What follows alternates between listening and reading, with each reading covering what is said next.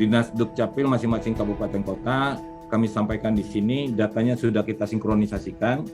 Nanti seluruh dinas kabupaten kota bisa melihat kondisi data dari DPT yang sudah disampaikan KPU pada kita.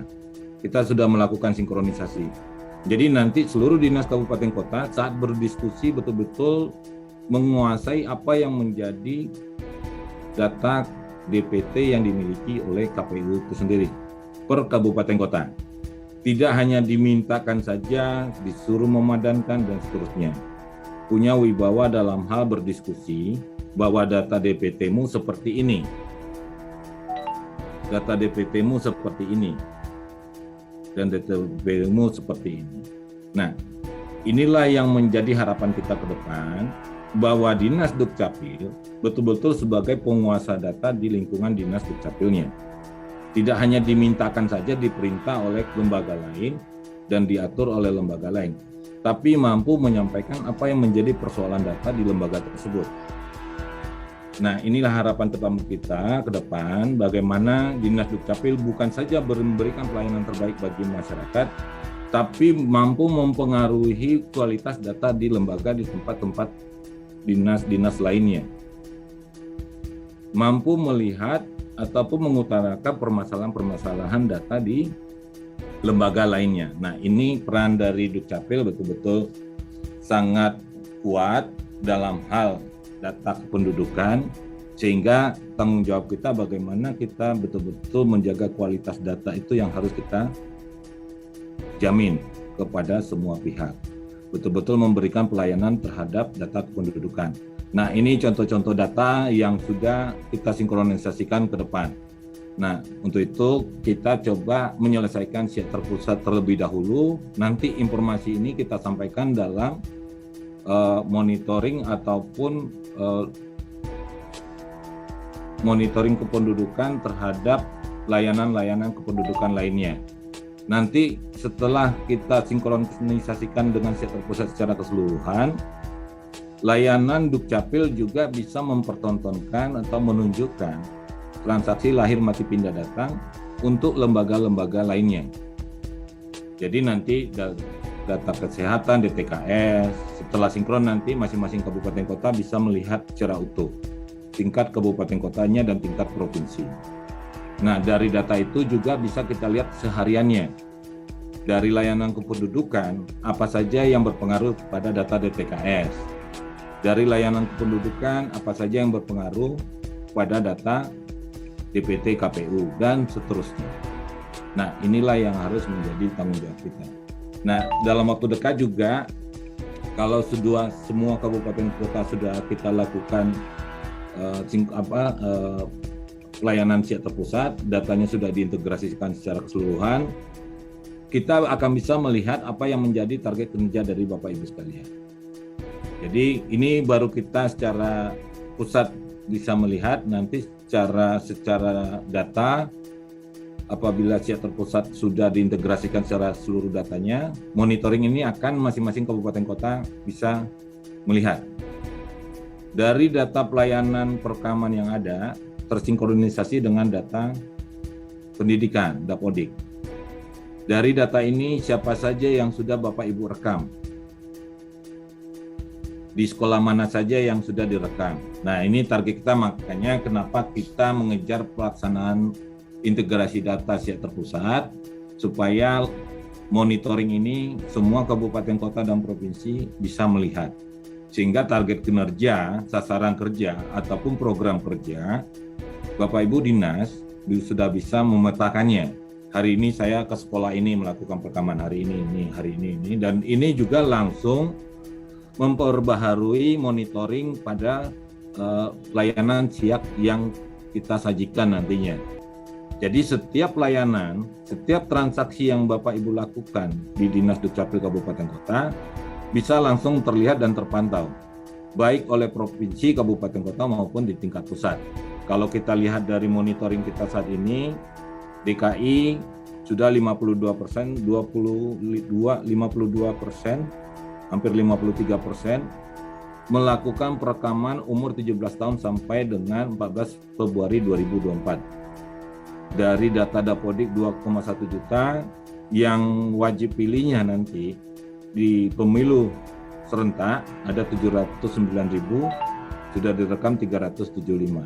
Artinya 52%, hampir 53% sudah dilakukan perekaman. Ini baru tahun 2022, bulan April. Target ini dalam waktu singkat sebenarnya bisa kita selesaikan karena sasaran data ada. Data tersaji, tinggal bagaimana Bapak Ibu nanti melakukan program kerja masing-masing, tahapan kerja terhadap pelaksanaan data tersebut. Di sini juga bisa kita lihat mulai dari DIY juga sudah 52%, daerah istimewa Yogyakarta. Ada 3 kabupaten provinsi yang sudah 52%. Nah, harapan kami nanti penilaian kinerja Bapak Ibu tidak perlu melaporkan lagi kalau sudah siap terpusat, bisa terlihat langsung dari monitoring layanan yang ada di data center kita dan bisa langsung dilihat oleh masing-masing kabupaten kota dan bisa dilihat oleh masing-masing provinsi. Nah, ini ke depan seperti ini. Setelah nanti siap terpusat ini terintegrasikan di 514 kabupaten kota. Gorontalo 51,72%. Rata-rata sudah di atas 30%. Ada 12 provinsi, ada satu provinsi yang masih di bawah 30%, yaitu Provinsi Maluku. Nah, ini menjadi perhatian 26,71%. Padahal jumlahnya cukup sedikit, tidak cuma mungkin wilayahnya sangat sulit. Nah, dari ini wilayah. Data ini bisa kita lihat sampai tingkat sekolahnya. Berapa jumlah SMA-nya di masing-masing sekolah tersebut, berapa yang sudah direkam, berapa yang belum direkam. Nah, inilah yang menjadi nanti kelebihan dari masing-masing dinas Dukcapil kabupaten kota, mampu melihat sebaran data itu bukan saja pelayanan Dukcapil, tetapi ke seluruh pelayanan-pelayanan yang ada di database kita, baik itu pendidikan, kesehatan, yang sudah vaksin, yang selama ini kita selalu ributkan datanya, bisa langsung nanti dilihat di data center masing-masing, di layanan monitoring masing-masing, baik data pemilu, vaksin, kemudian data kesehatan, kemudian data pendidikan, bantuan sosial, dan seterusnya. Sampai tingkat terendahnya. Karena daftar-daftar sekolah sudah ada di data Dukcapil. Sudah mulai dari TK, SD, SMA, SMK, dan seterusnya. Nanti kita beranjak ke data-data mahasiswa-mahasiswa yang terdata di universitas masing-masing. Nah, kami sampaikan juga tadi sudah ditekankan Pak Dirjen, kalau kita lihat di WA tersebut, Bapak Ibu melaksanakan pencatatan untuk penyandang disabilitas, memberikan pelayanan.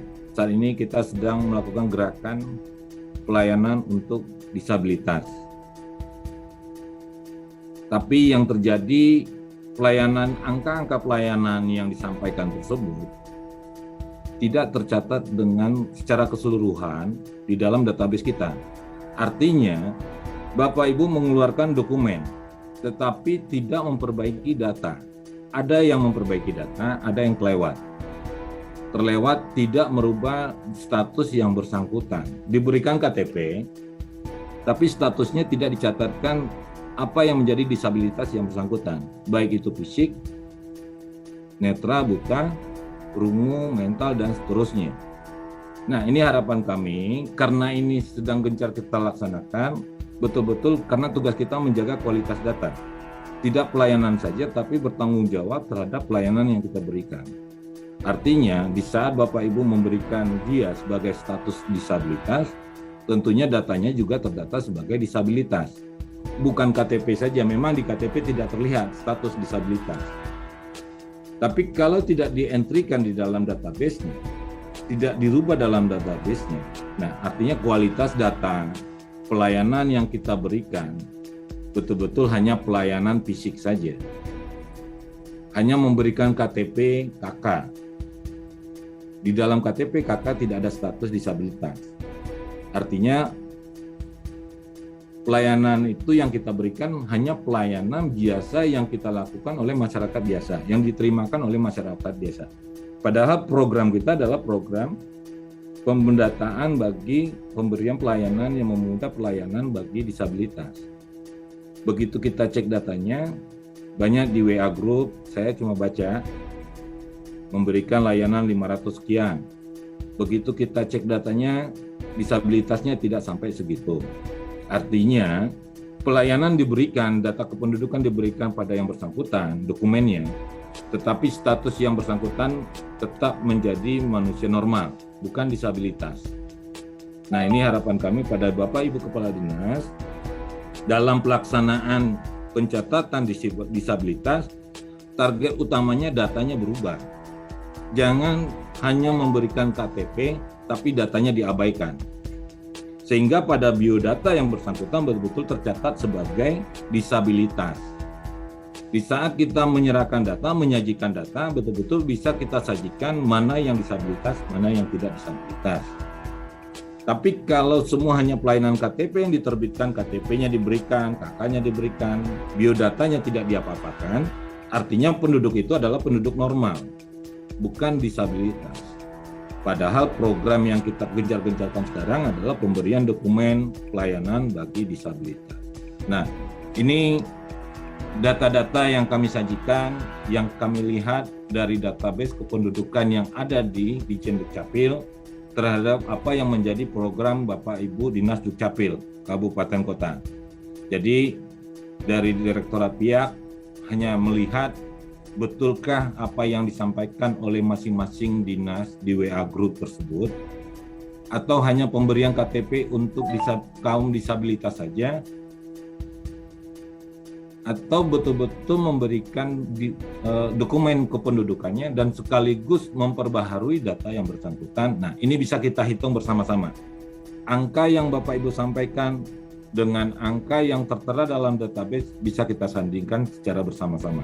Untuk itu nanti ke depan bagaimana kita betul-betul memberikan pelayanan disabilitas itu dan merubah datanya, statusnya, biodatanya menjadi disabilitas sesuai dengan kondisi yang ada dialami oleh masing-masing penduduk tersebut. Sehingga jaminan kita terhadap kualitas data kependudukan kita betul-betul kita bisa jamin bahwa yang saya catat, yang dokumen yang saya berikan adalah dokumen yang saya catatkan. Antara pencatatan dan output adalah data yang sama. Tidak saja output yang kita berikan, tapi status yang bersangkutan tidak berubah sama sekali. Mungkin itu yang bisa kita sampaikan.